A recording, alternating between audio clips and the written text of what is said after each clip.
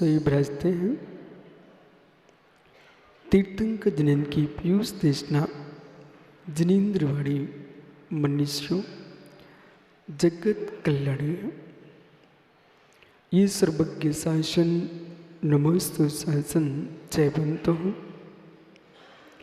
जयवंतो बीतराग श्रवण संस्कृति। भगवान परमेश्वर तीर्थंकर जनेश्वर देव ने वस्तु धर्म की व्याख्या अनंत धर्मात्मक दृष्टि से की है। इतनी सहज व्याख्या जीव मुस्कुराते मुस्कुराते प्रासाद गुण से युक्त होकर के परमात्मा बन जाए और किसी को मित्र इस बात का बोध न होने पाए जीव साधना कब कर रहा था। जीव साधना कब कर रहा था इस बात का बोध नहीं हुआ और जब भगवान बना तब मालूम चला कोई साधक साधना कर रहा था। गुण गाथा आज तुम्हारे सामने है और इतनी गुण गाता है। मोक्ष मार्ग अमंगल का नाश है, मोक्ष मंगल की प्राप्ति है। मोक्ष मार्ग अमंगल के नाश का उपाय है और मोक्ष मंगल है। मोक्ष ही मंगल है। जीव का शुद्ध तत्व ही परम मंगल है, परम मंगल है। ऐसा परम मंगल उद्घाटित होता है अमंगल भाव के अभाव से। सिद्धत्व जो है वही है परम मंगल। ऐसा मंगल उद्घाटित होता है अमंगल भाव के अभाव से। क्रोध मान माया लोभ ये चार कसाई का अंश मात्र जहां पर भी है इसका नाम है अमंगल भाव। और पंच पर गुरु की आस्था वीतराग भाव इसका नाम है मंगल भाव। इस मंगल भाव का फल है मंगलोत्तम शरण पर्याय अशरीरी सिद्ध परमात्मा। उपाय भूत मंगलोत्तम शरण चक्रेश भाई, उपाय भूत मंगलोत्तम शरण, उपे भूत मंगलोत्तम शरण, उपाय भूत मंगलोत्तम शरण, उपे भूत मंगलोत्तम शरण। आचार्य उपाध्याय साधु ये तीन परमेष्ठी उपाय भूत मंगलोत्तम शरण है। आचार्य उपाध्याय साधु ये तीन परमेष्ठी उपाय भूत मंगलोत्तम शरण है। अरिहंत सिद्ध ये उपे भूत मंगलोत्तम शरण है। तीन परमेष्ठी कारण समय सारभूत मंगलोत्तम शरण है और दो परमेष्ठी काल समय सारभूत मंगलोत्तम शरण भूत हैं। सभी श्रोता ध्यान दो, जितना हम धर्म को कठिन मानते हैं उतना कठिन है नहीं, यथार्थ में नहीं। मोक्ष मार्ग में वीआईपी पने का पूर्ण अभाव है, बनावट का पूर्ण अभाव है। प्रणव बर्क मीठा होता है कि मीठे का डिब्बा मीठा होता है। मुमुक्षु नमकीन का पैकेट नमकीन है कि नमकीन नमकीन है। लेकिन बेटा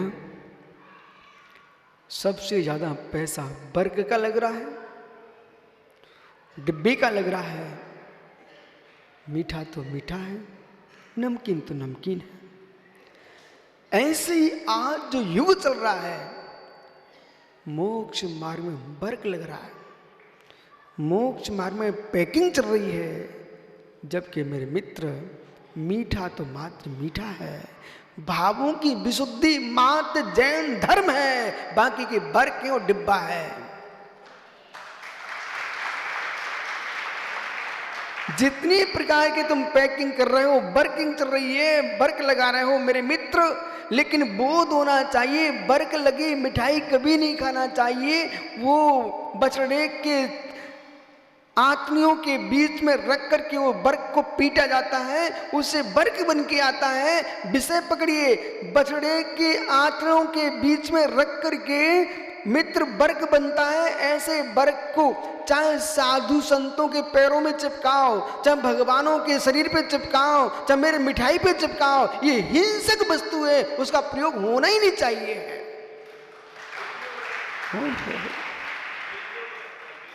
मित्र, इतना विवेक विष्णु सागर जैसे श्रमणों को चाहिए है कि वे समाज को कुछ नई दिशा बोध दें कि वर्क लगा करके मैंने पिटते स्वयं देखा है, सुब्र साहब को भी दिखाया था।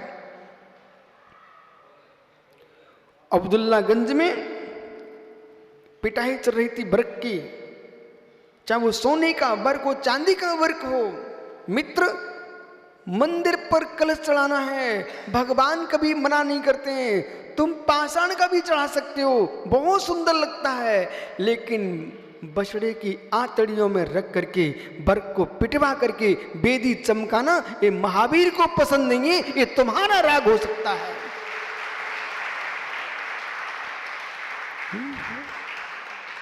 ज्ञानी है मित्र,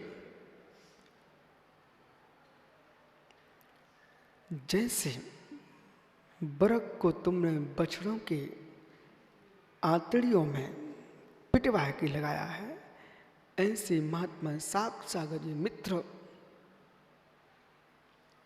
वत्स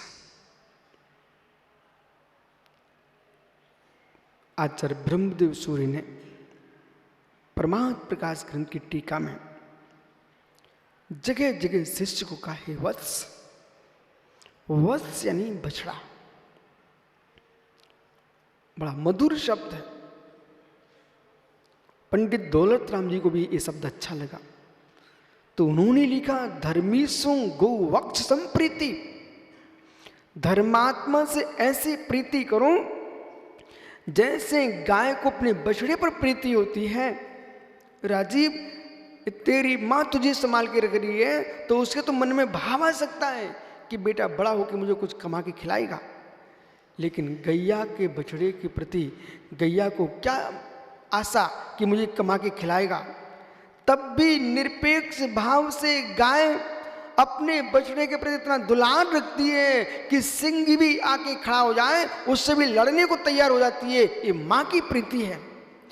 ऐसे बिना किसी अपेक्षा के धर्म धर्मात्मा के ऊपर कोई उपसर्ग आ जाए, संकट आ जाए, बेटा उनको दूर करने के लिए खड़े हो जाना, लेकिन धर्मात्मा को कष्ट देने को खड़े कभी मत हो जाना।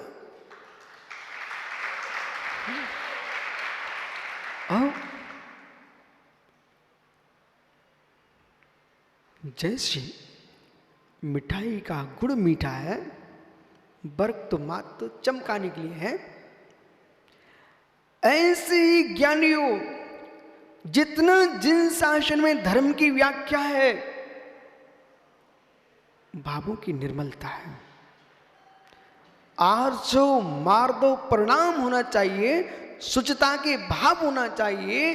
चार कसायों में से कोई भी कसाय से युक्त परिणाम तुम्हारे चल रहे हैं, वो मात्र मात्र दिखावा तुम्हारा धर्म पे चल रहा है, तो वत्स तुम बछड़े की आंतड़ियों को पीट करके तुम प्रभाव की बात कर रहे हो, ये मात्र वर्ग बना रहे हो, लेकिन मोक्ष मार्ग नहीं है।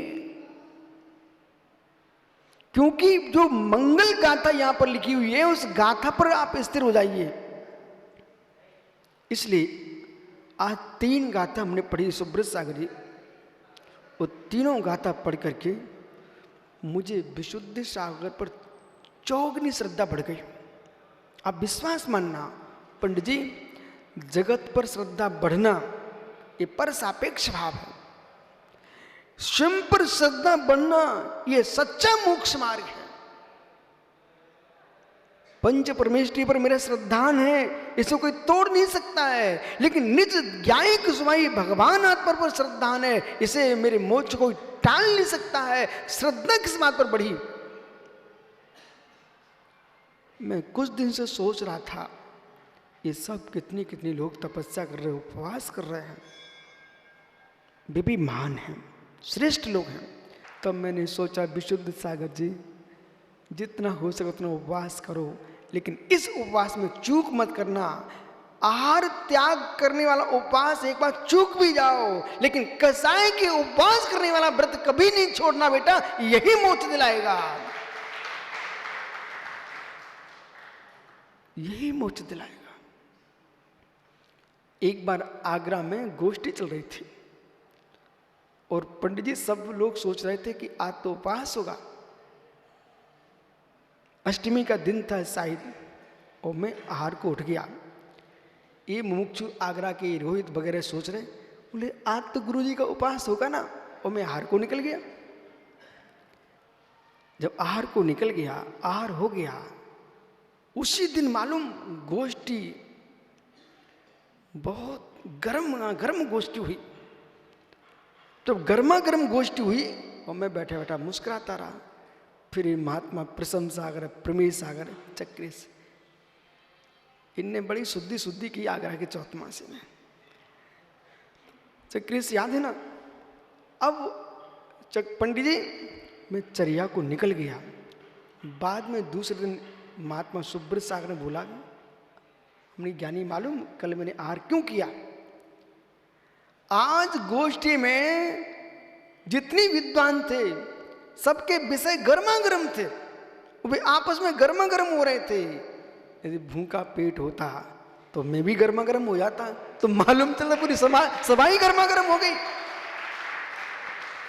तो ज्ञानी लोगों को तपस्या करना चाहिए विवेक के साथ। मित्र तपस्या गर्मा गर्म हो पर भाव तरमा तरम हो, भाव में गर्मी नहीं आना चाहिए। संपूर्ण मंदिर काष्ठ का है, लेकिन भगवान काष्ठ के नहीं है, ध्यान रखना।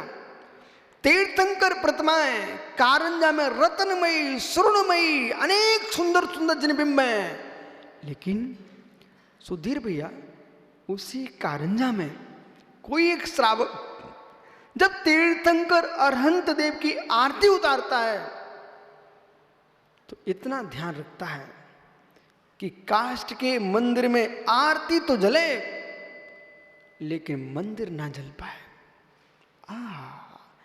वहां पर मैंने दर्शन किए कारंजा में, वहां के श्रावकों ने आरती तो उतारी, लेकिन इतना घी का दीप जला के रखा छोटा सा, बस लो कभी ऐसे स्थान पर कपूर नहीं जलाने का। कपूर की लौ एकदम चढ़ती है और रखनी है तो जरा सा रखो। अब पंडित उन्होंने आरती उतारी घी के दीपक से, वो घी का दीपक मधुर शीतल प्रकाश देता है, बराबर।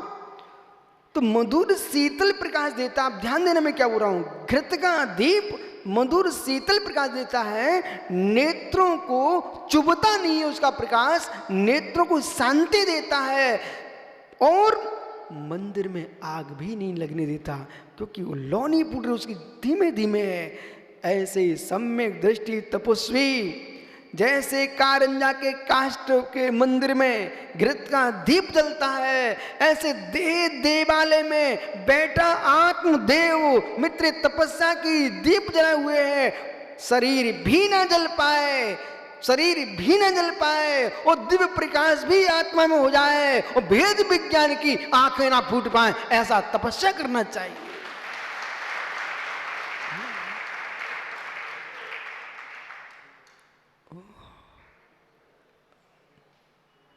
कोई चंद्र कबलान, कोई सिंह निष्क्रीडित, अपन तो बैठे अनुमोदना कर रहे हैं। वे बिना अंतरा के भी अंतरा करके आ जाते हैं। धन्य हो इनके लिए तपस्या को, उपास ही करने तो कर लो। हे मित्र, फिर भी भूखे हैं, पेट में भोजन नहीं है और फिर भी मुस्कुरा रहे हैं। यही साधु का धर्म है, यही साधु का धर्म है, यही साधु का धर्म है। पेट खाली पड़ा रहे उसकी चिंता मत करो, पर चेहरे की मुस्कुराहट खाली नहीं होना चाहिए। इसका नाम दिगंबर योगी है। तो क्या फायदा? अबरल को सीख ले भाई, समय पे कभी आना सीख ले मित्र।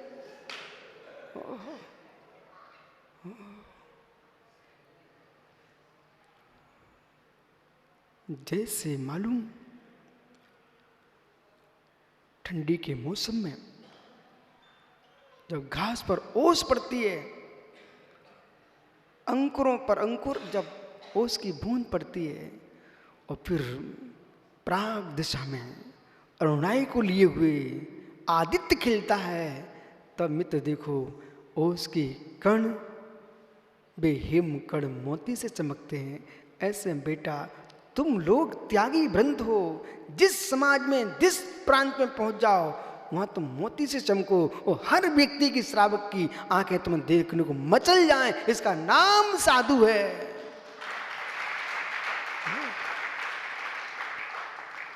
तो इनकर जो घास पर ओस की बूंद है, प्रभात सेठी जी, ज्ञानचंद पाटनी जी उन ओस के कणों को प्रातः की बेला में दूर खड़े होकर के आंखों से निहारने वाला पुरुष भी उसकी आंखें नेत्र शीतल हो जाते हैं, नेत्रों की ज्योति बढ़ने लगती है। ऐसी निर्गंत मुनियों को देख करके कसाईयों की कसाई भी शांत हो जाए। इसका नाम है हिम शीतल के समान, ये दिगंबर मुनि है।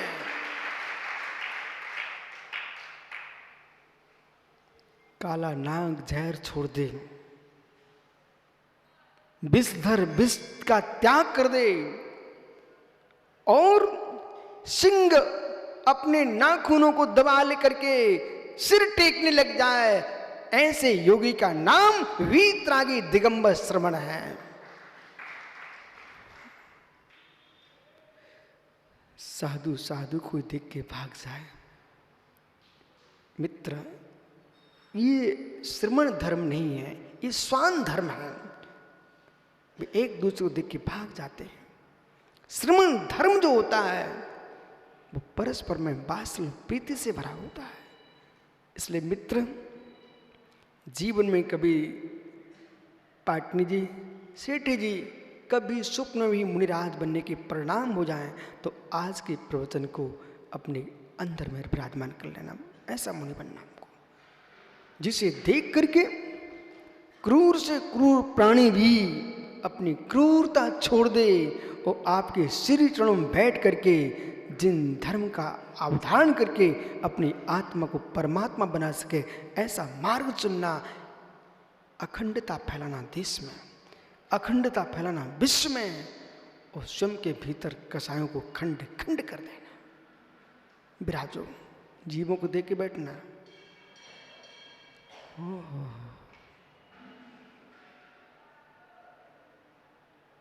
दुनिया के लोगों को जब पीयूष, किसी को जाति दिखती, किसी को पंथ दिखता, किसी को परंपरा दिखती है, सच्चे भावलिंगी मुनि को प्राणी मात्र दिखते हैं।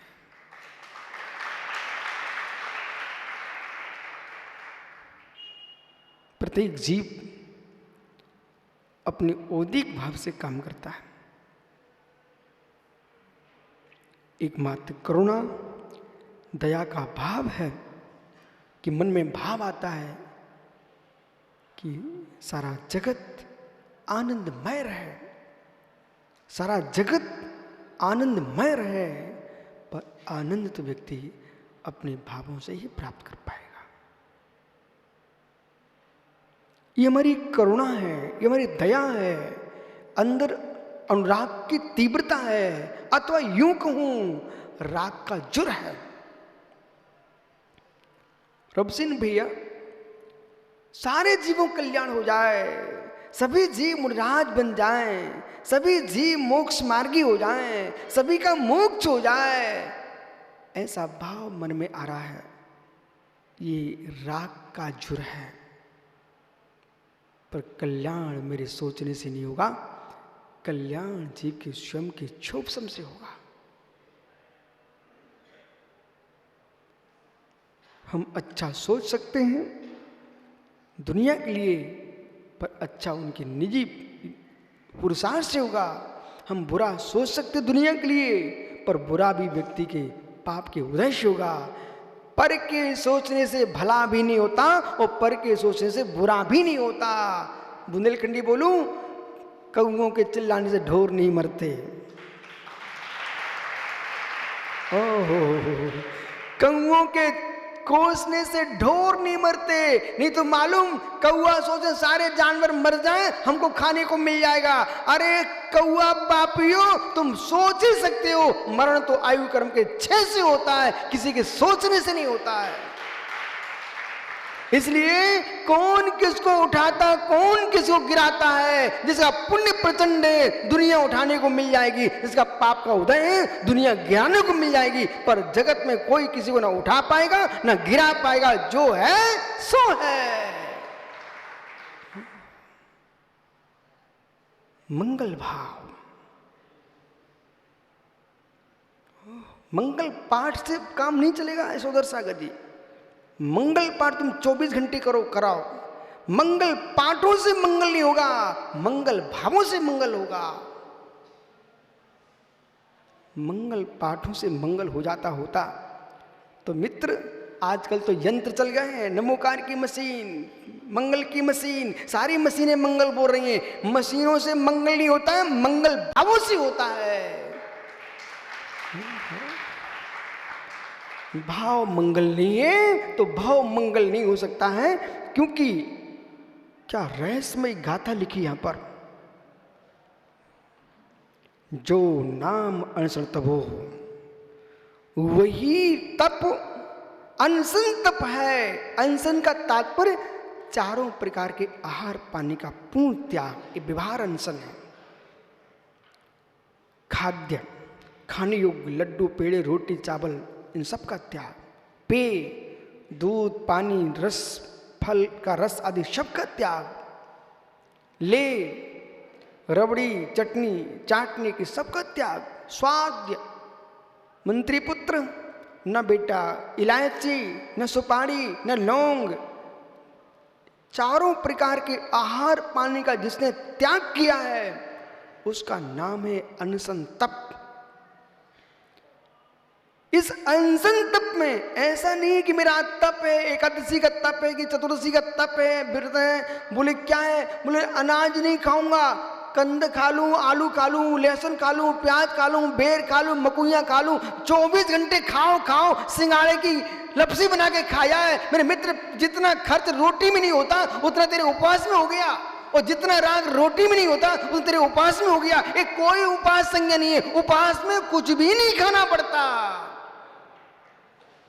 नहीं तो मालूम चला रवसन भैया ने बोले महाराज जी 1 वर्ष का उपवास। मैं खुश हो गया, बोले 1 वर्ष का उपवास? भैया ये आदमी दुबला पतला वही नहीं 1 वर्ष का उपवास कैसे कर रहा है? बोले महाराज जी बाकी कुछ नहीं खाते, लेकिन सिंगाड़े की लपसी चलती है। और क्या चलता है? बोले महाराज जी 5 किलो दूध का जब 2.5 किलो बचता है ना, वो दूध पीता हूं मैं ओट करके, वो कहता चलता है ज्ञानी। इसको जिन शासन उपवास संज्ञा नहीं देता है। यदि किसी व्यक्ति की सामर्थ्य नहीं है तो तुम एक बार भोजन कर लो, एकासन कहलाएगा। और यदि आपने पानी मात्र से भी व्रत किया है तो उपवास संज्ञा नहीं कहलाएगी, अनुपास कहलाएगा, अनुपास कहलाएगा। इसलिए भ्रम तोड़ देना अपना कि पानी पी लेते हैं फल खा लेते बोले उपवास चल रहा है। ये पानी भी पियोगे तो अनुपास हो जाएगा। उपवास तो मात्र वही कहलाता है जिसमें विषय कसाय के त्याग के साथ चारों प्रकार के आहार का त्याग होता है, उसका नाम उपवास है। पर कैसे करें, कैसे करें? मनो अमंगलम न चिंते। क्या तपस्या की व्याख्या कर रहे हैं। अहो मेरे तपस्वियों, चक्रवर्ती भी उपवास करता है, 8 उपवास करता चक्रवर्ती, 8 उपवास करता नारायण। कब? जब कोटिसला उठाता नारायण तब 8 उपवास करते हैं। और जब चक्रवर्ती विजयारपति गुफा को खोलने जाता है 8 उपवास करता है। मित्र, इसका नाम है राजेश्वरी तप। ये राजेश्वरी तप है। मेरे मित्र, कोटिसला उठाने के लिए नहीं करो, वज्र कपाट खोलने की मत करो, कर्म कपाट खोलने की करो। इसका नाम तपेश्वरी की तपस्या है। मुंह कपाट खुल जाए। एक दिन रोटी का त्याग किया है बेटा, उस रोटी बनाने में चूल्हा जलता, लकड़ी जलती, पानी आता, कितना आराम सारम होता। जब तुमने भोजन त्याग किया है, वो समय जो बचा है उसे अच्छे काम में लगा के रखना, सामयिक बढ़ाना। आप उस दिन संपूर्ण हिंसा से दूर हो गए जिस दिन तुमने उपवास किया है। शैलेश भैया, हो सके तो उपवास कर लेना, नहीं हो पाए मित्र तो मेरी बात मान लेना। जिन लोगों ने उपवास किया हो उनकी सेवा कर देना।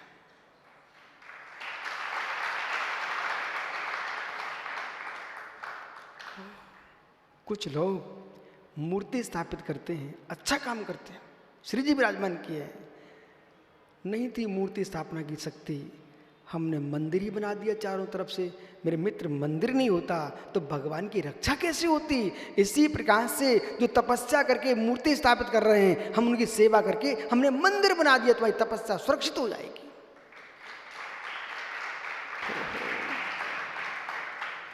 ऐसे गुरु जब सामने जीते रहे तो चेहरा उठा के नहीं देखा, जब चले गए अब तस्वीरें लगवा रहे हैं, जय जयकार कर रहे हो। किसने जाना तुम्हारी जय जयकार को, किसने जाना तुम्हारी भक्ति को। अरे तुम जीवित गुरु को गुरु कह लेते तो मानते तुम गुरु भक्त हो।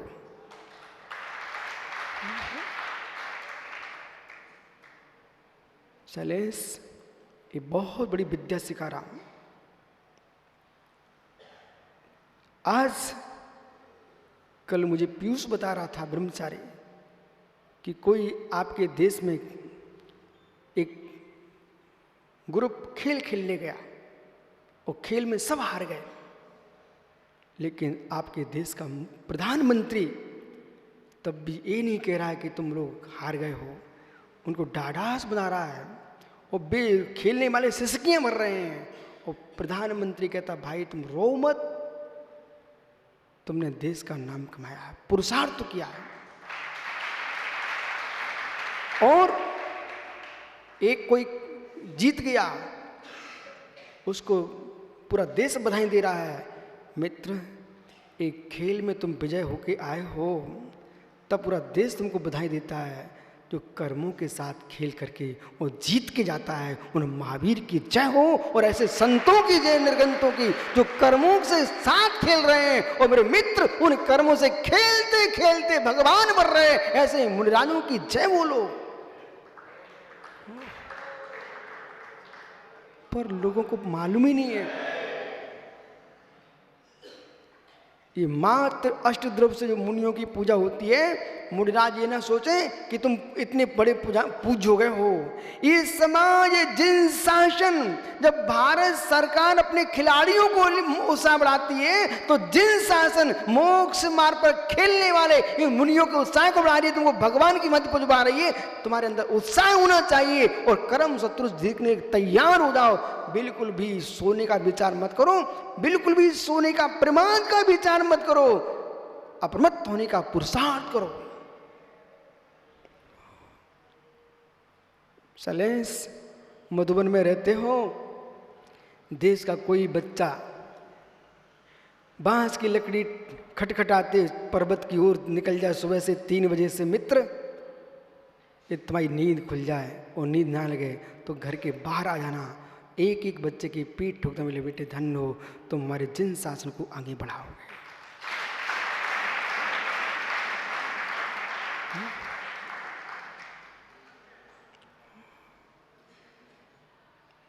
वो सूर्य कितना श्रेष्ठ है, इतनी ऊंचाइयों पर रहता है, फिर भी कमल को खिला देता है। ऐसे ही दिगंबर आचार्य को कहते हैं सूर्य। जैसे सूर्य कमल को खिलाता है, ऐसे दिगंबर आचार्य भव्यों के हृदय कमल को खिलाते हैं।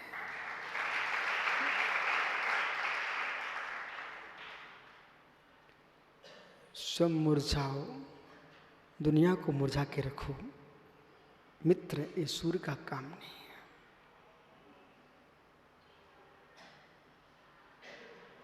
उत्साहहीनता की बात छेड़ना, संगीत सागरी, कहां तुम भी लगे हो। इधर देखो मित्र, आनंद लूटो, सुतने से देखो एवं भूतने से देखो, अर्थ नयों से देखो, शब्द नयों से देखो, पर्यार्थिक नय से देखो, द्रव्यार्थिक नय से देखो, निज द्रव्य को देखो। गाता सूत्र कह रहा है वही तपस्या है, मनो अमंगलम न चिंते। कोई भी व्यक्ति सलाह लेने आए, शैलेश मैं 10 उपवास करना चाहता हूं, उसका सत्कार करना शैलेश, पर धीरे से तुम्हारा बेटा भी कहना, उसके पैर छू लेना और कहना मेरे लाल, मैं पिता रिश्ते का हूं, पर तेरे परिणाम व्रतों के हैं, तू श्रेष्ठ है। पर मेरे सपुत्र, जैसे मेरी श्रद्धा तेरे व्रतों पर है, इतनी उपवास करना कि तेरी श्रद्धा उपवास से चित न हो जाए, मंगल भाव का अभाव न हो पाए, उतनी ही तपस्या करना। भाव मंगल गिरने लगे तुम भोजन कर लेना, लेकिन भावों को मत गिराना।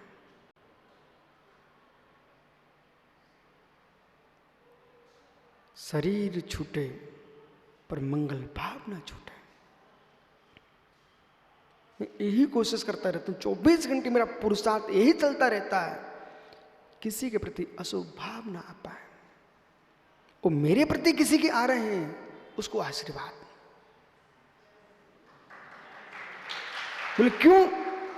इसलिए उसको मैं आशीर्वाद देता हूं, कम से कम तुम ऐसा करते रहोगे तो मैं सजग रहूंगा। निंदक नीरे राखिए, आहा बोलो ना, निंदक नीरे राखिए, आंगन कुटे छवाए, बिन पानी बिन सावन, ओहो निर्मल करे स्वभाव। सेठी जी, निंदक मिल जाए तो रोना मत। नरेश सेठी जी, निंदक मिल जाए रोना मत, और मुस्काना। कोई व्यक्ति कहे कि सेठी जी ने चौका लगाया सांची से आकर के, लेकिन अच्छे से आहार कराना जानते नहीं है, तो दुखी मत होना, कहना आहा धन्यो, धन्यवाद तुझे, तूने बहुत अच्छा किया। कहीं मैं प्रमाद भी करता होता और तुझे सजा कर दे, मैं और अच्छे चर्या कराऊंगा, और मैं अच्छे चर्या कराऊंगा तो पुण्य तो मेरे लिए मिलेगा। तुम निंदा करके कुछ नहीं ले पाओगे। ज्ञानी ज्ञानी ज्ञानी ओ गया ज्ञानी, महावीर बढ़ जाता क्या दादा? मित्र, जितने जगत में ज्ञानी है, ओ हितेश तो बैठा हुआ ना, इन सबसे कह देना, सबसे कह देना, रोहित बेटा, जब भी देश का कोई भी श्रावक संवेशकर की वंदना करने आए, तुम पूरे देश को सूचना कर देना। जो सिद्ध हो चुके हैं उनको तुम 3 दिन देते, 8 दिन देते हो, पर्वत पर चढ़ करके जो सिद्ध होने वाले हैं उन्हें भी एक दिन देख लिया करो। जो भी देश का श्रावक है, यदि 8 दिन वंदना करने आए हैं तो एक दिन मधुबन में आकर के शुद्ध भोजन करें और साधुओं का पड़घान करके उनकी चर्या कराएं। और ऐसे पूरे देश ने नियम ले लिया ना, तो यहाँ हर समय साधुओं की चर्या मंगल में होती दिखाई देगी। फिर जो कहते ना कि मालूम वो प्रभास सेठी की तरफ से चौका कि नरेश सेठी की तरफ से चौका, कोई सेठी की तरफ से चौका नहीं। एक श्रावक शुद्ध भोजन कर रहे हैं और शुद्ध चर्या करा रहे हैं। जैसे आज वर्तमान में देखो मधुबन में लाइन लगी है श्रावकों की, चौकों पर चौके चल रहे हैं। बोले किस बात पर? ये मित्र, पैसे के चौके नहीं चल रहे हैं, इस श्रद्धा के चौके चल रहे हैं।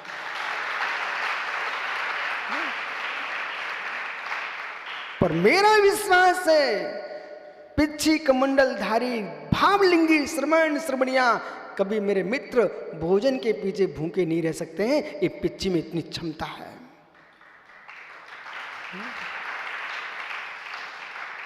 बैठो ज्ञानियों, जीवों को देख के बैठना, कम से कम देखना तो सीख जाएंगे 4 महीने में। मनोमंगलम मनो अमंगलम ना चिंती, मन में अमंगल भाव नहीं आना चाहिए। साग यदि आहार करने भी उठना पड़े बेटा उठ जाना, लेकिन मन में अमंगल भाव नहीं आना चाहिए। धन्य उन योगियों को जो आहार भी करता है, शिवनी में मुक्षुओ बे योगेश्वर चर्या भी करते हैं सुशील भैया, आहार भी लेने जाए जगजीत, तब भी अज्ञानी भोगता है और ज्ञानी ज्ञायक भाव से देखता है। विराजो पंडित महात्मा जी, राकेश भैया, समय सार जी के सर्वशुद्ध ज्ञान अधिकार की ओर अपनी दृष्टि को लेकर जाइए। इंद्रियां ज्ञान कराती हैं कि भोग कराते हैं। अज्ञानी मोही रागी देसी पाखंडियों की इंद्रियां भोग भोगती है और ज्ञानी योगियों की इंद्रियां मेरे मित्र भोगती नहीं है, वो ज्ञायक भाव से ज्ञान कराती है, बेदती है।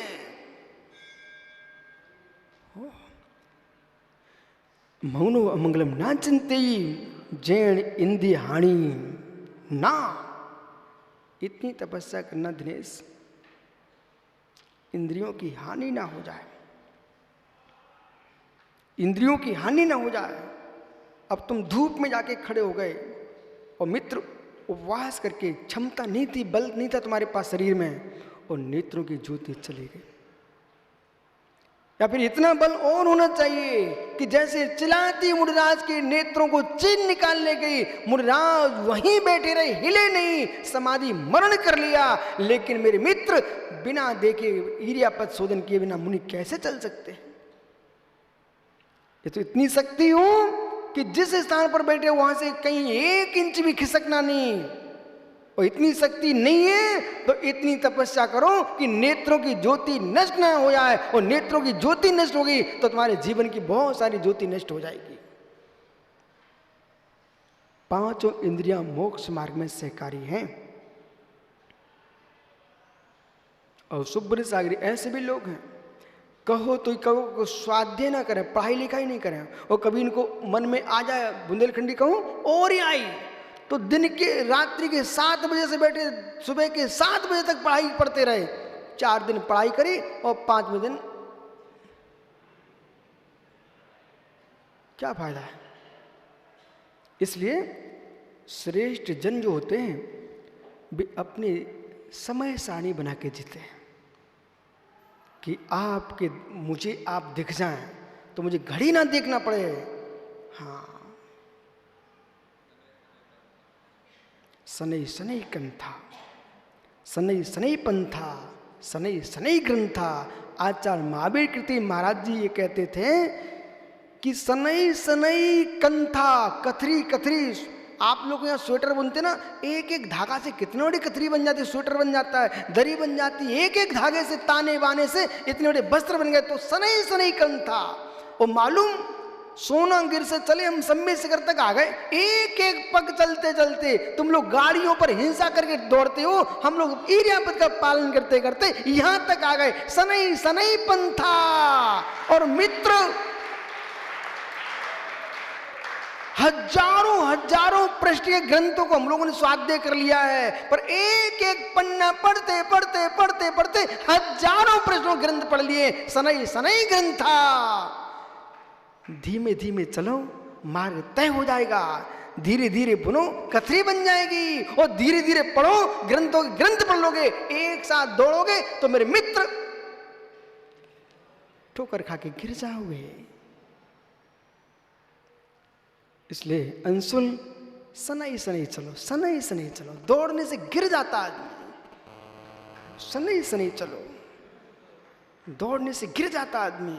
यदि कदाचित कभी प्रणव तुम्हारे मुनिराज बनने के परिणाम होगा ना बेटा, तो इतनी बात आज सीख लेना सम्य शिखर में। राजीव सुन रहा कि नहीं बेटा, कि प्रभावना का व्यंतर इकट्ठा ना लग जाए तुमको। अपनी साधना करो, वही प्रभावना है। और जो मात प्रभावना में चले जाते हैं सो मित्र, ऐसे भी लोग बोले मात दिखावा चल रहा है, सो मेरे मित्र प्रभावना भी नहीं हुई और साधना भी नहीं हुई। दौड़ो मत, इरियापस से चलो। दौड़ो मत, इरियापस से चलो। लालू दौड़ने वाले गिर पड़ते हैं। गज गाम नहीं होना चाहिए। हाथी की चाल चलो, हिरण की चाल मत चलो, पक्षी की उड़ान मत बढ़ो। बैल की भांति चलो मंत्र गति, सूअर की भांति चलो मंत्र गति। मेरे मित्र हाथी की चाल चलो, एक एक पैर जमा के चलो। तो तुरंत छलाक मारते ना वे गिर जाते हैं। घास फूस की टपरिया बनाने के लिए, टपरिया जानते आप लोग? मड़ैया जानते क्या? टपरा जानते हो? जानते हो ना? घास फूस के मकान बनाने के लिए सेठ जी नीम नहीं खोदना पड़ती। एक बल्ली इधर गाड़ी, एक बल्ली उधर गाड़ी और टपरा तैयार।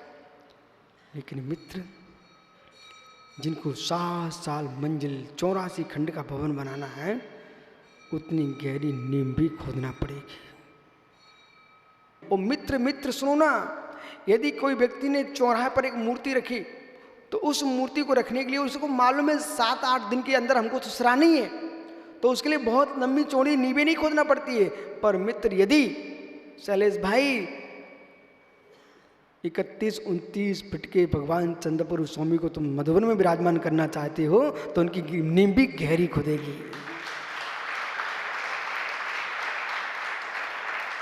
जितना वजनदार होगा, जितना मजबूत होगा, उसकी नींव भी गहरी होगी। ऐसे मित्र जिनको मात्र साल में एक उपवास करना है तो वे दौड़ के कर सकते हैं, पर जिनको लंबी तपस्या करना है उन्हें मेरे मित्र मजबूती की नींव भर के करना पड़ेगा। लंबा चलने के लिए धीमे धीमे चलना चाहिए। और जिनको 1 किलोमीटर चलना है वे दौड़ के जा सकते हैं, और जिनको प्रतिदिन 25 किलोमीटर चलना है उन्हें मेरे मित्र मंथर गति चलना पड़ेगा। थके भी ना और चले भी। बहुत सारे प्रवचनकार पांड्या प्रवचन के बाद बेचारे विश्राम करते हैं, प्रवचन के बाद उनको सोना पड़ता है, प्रवचन के उनको मालिश करवाना पड़ती है। मुझे तो घोर आशा लगता है। बोले क्यों? क्योंकि चिल्लाते हैं, सो थक जाते हैं। प्रवचनकार कभी थकता नहीं है। दुनिया में आदमी काम करके आए और माँ की गोद में बैठ जाए तो थकान आएगी कि मिटेगी? ऐसे जो प्रवचनकार माँ जिनवाणी के आंचल में बैठ के बोलेगा, वो थकेगा कि आराम करेगा? मुमुक्षु फिरोजाबाद चिल्ला रहे चिल्ला रहे चिल्ला रहे। चिल्लाने से मेरे मित्र बहुत मूसलाधार बारिश होती ना, मिट्टी और बाहर ले जाती, बीज भी ले जाती है। और रिमझिम रिमझिम पानी गिरता ना तो मिट्टी भी रुकी रहती है, वो अंकुर भी अच्छे होते, अंकुर फसल लहराती है। ऐसे बेटा प्रवचन सीखना, लेकिन चिल्लाना नहीं। धीमे धीमे धीमे धीमे धीमे धीमे, उदात अनुदात, श्रुत प्लुत, अलंकार, न्याय, नीति, मित्र और संचारी भाव, 9 रस, इन सब का ध्यान रखते हुए आपको उपदेश करना सीखना है।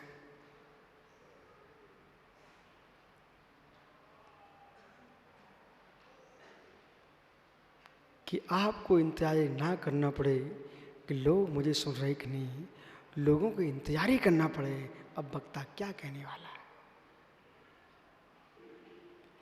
अमंगल राजू समझ में आ रहा है? अच्छा, घर में चिंता तो नहीं बढ़ गई? नहीं तो बेटे की माँ कहे कि ये कहाँ महाराजों के चक्कर में पड़ गया, मित्र बाजार में घूमने वाला पत्रकार मुनिराज के पास बैठा है, हैं?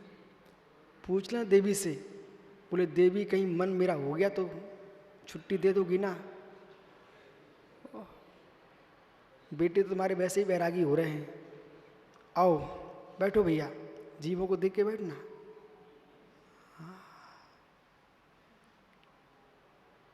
कम से कम रोहित इतने दिन में लोग जीव देखना तो सीख जाएंगे।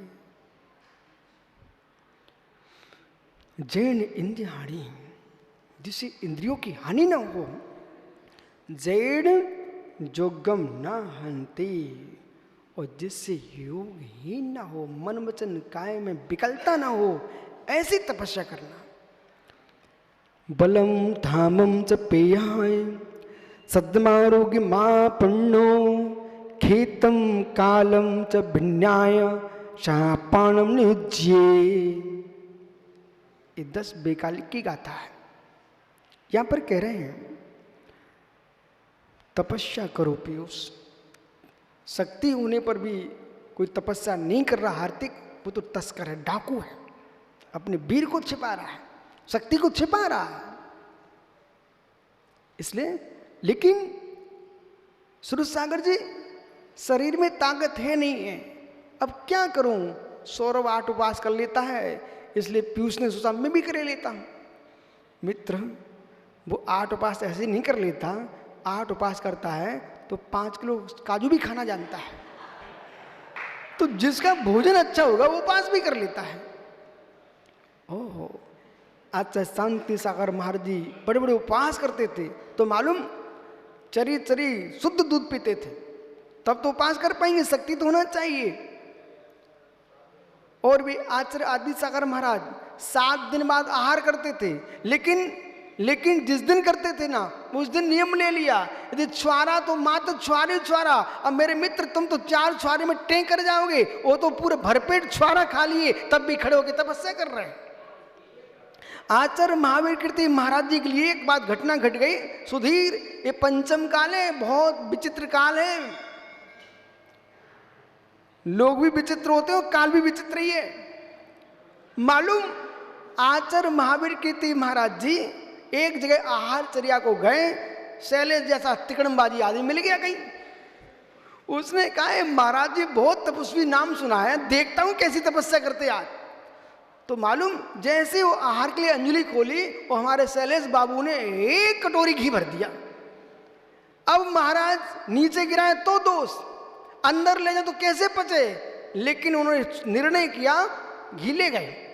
और जैसे ही अंदर 1 कटोरी घी गया, और धीरे से जब तक महाराज जी ऐसे देख पाए दूसरी कटोरी और भर दी उसने, 2 कटोरी घी पिला दिया। गुरु जी शांति से लेके आ गए।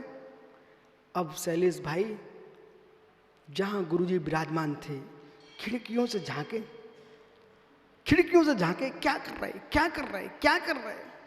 मालूम उस घी को योगी जी राज ने कैसे पचाया। शीश आसन लगा करके 2 घंटे खड़े रहे सिर के बल पर। घी के पिताजी, मालूम घी के पिताजी पक गए, सब पच गया घी। मालूम शीश आसन सिर के बल पर 2 घंटे तक सामाय करते रहे। और मालूम जो सेठ था ना शैलेश भाई, वो आकर के गुरु जी क्षमा करना, मेरे भावों के लिए मैं तो तपस्या की परीक्षा कर रहा था, पर आप तो घोर तपस्वी महावीर कीर्ति नहीं, तुम तो महावीर ही हो गए। संजय बेटा तुम ऐसी परंपरा में दीक्षा लेने जा रहे हो, वीर बन के तपस्या करना डट करके। जितना ज्ञान हो जाए सो ज्ञान अपने स्थान पर है, लेकिन चारित्र में कोई कमजोरी नहीं। अभी से शुरू हो जाओ, 2-2 घंटे 3-3 घंटे खड़े होकर सामाय करना शुरू करो। फिर देखो साख सागर ऐके कहे मेरे भैया नमोस्तु महाराज, नमोस्तु महाराज। हम तो सोचते तुम्हारे छोटे भैया है कि बड़े भैया हैं। बोले बड़े भैया हैं, पर हम बड़े मुनिराज हैं, तुम छोटे मुनिराज हो, लेकिन तुम तो बड़े ही हो गए। ऐसी तपस्या करो। वो कहा हमारा अमित भाई, अरे चिरगांव, अरे बेटा देश का पहली युद्ध की चिराग चिरगांव से प्रारंभ हुआ था, तेरे मैत्री शरण गुप्त पूरे देश में छा गए, लेकिन तू ऐसा काम करके आया, बे तो कविता करके छा पाए, तुम ऐसा काम कर दुनिया तुम्हारे पे कविता लिखे। ऐसी तपस्या करो। अब तुम बैठे कमरा में ऐसे हो भैया, जैसे जैसे जनवरी सितंबर की ठंडी पड़ रही हो, है भैया दिसंबर की ठंडी लग गई तुम्हें। ऐसा नहीं, खुल के बैठो। कल महावीर संभव सार माझी क्या बोल रहे थे, जब संलेखना का समय आया महावीर कीर्ति महाराज ऐसे बैठ गए। बोले क्या हुआ? बोले आई यमराज कैसे आता है, मैं तैयार हूं, तू मात्र द्रव प्राण ले जाएगा। मेरे चैतन्य भावों को कौन मिटा सकता है, ज्ञान स्वभाव को कौन चय कर सकता है। ऐसे साधना करो। पवन कहां तुम पड़े हो, पूरा जीवन बर्बाद करने दे रहे हो। राकेश पंडित जी समझाओ पवन को, थोड़ा बुद्धि दो बेचारा। ओहो ज्ञानी, वैसे ही तो आयु जा ही रही है, शादी कराना है क्या? वो वैसे ही नहीं हो रही है, जब हो रहे नहीं रही है वो कोई पूछवे आ नहीं रहा है तो मेरे मित्र हम ही पूछ लेना मुक्त बधू को। बेचारा सोच रहा हुआ आज ही तो आए 8 दिन बाद। सुनो, इतनी तपस्या करना ऐसी कि हमारे भगवान को पत्थर मत कहना, उन्हें परमेश्वर कहना है। अरे ज्ञानियों, हमारे परमात्मा को पाषाण मत कहो शिवम, वे पत्थर नहीं है, परमेश्वर हैं। पूरा राष्ट्र की आंख लगी होती है सम्मेशकर के ऊपर। अज्ञानियों को पहाड़ दिखता है और ज्ञानियों को सिद्ध क्षेत्र दिखता है।